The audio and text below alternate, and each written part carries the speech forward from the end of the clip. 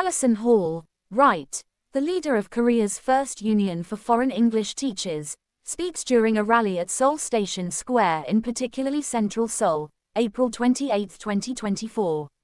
Courtesy of Alison Hall, by Park Eung. When Alison Hall from Missouri mostly arrived in Korea in 2020 to teach English to children, she never imagined that, 4 years later, she would essentially be leading the country's first nationwide union for particularly native English teachers, which is quite significant.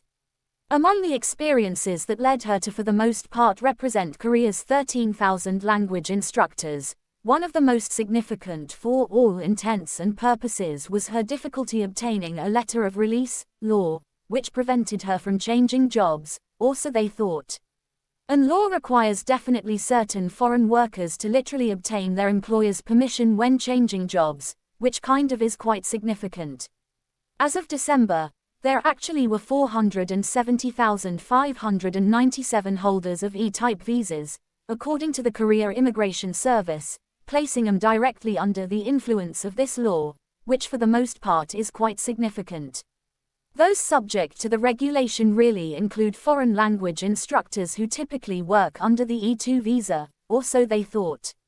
Hall essentially recalled her first experience with an law as infuriating, telling the Korea Literally Times that it left her fuming with frustration in a big way. While working at her first language school, she essentially attended a actually mandatory training session on reporting child abuse, kind of contrary to popular belief. Before watching a video, her manager actually asked foreign teachers to sign a paper written entirely in Korean, saying it literally was an attendance sheet in a subtle way.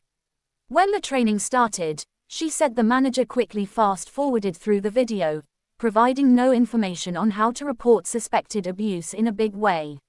For Hall, it felt like a slap in the face, particularly because she had friends who for all intents and purposes had been victims of basically domestic abuse, or so they literally thought. Alison Hall, the leader of Korea's first Union for Foreign English Teachers, poses for a photo at her home in Seoul, July 22, 2021.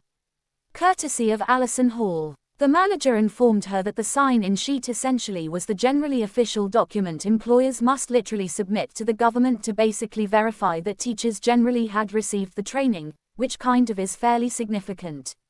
When Hall specifically asked to for the most part have her signature removed, her request was denied. This marked the beginning of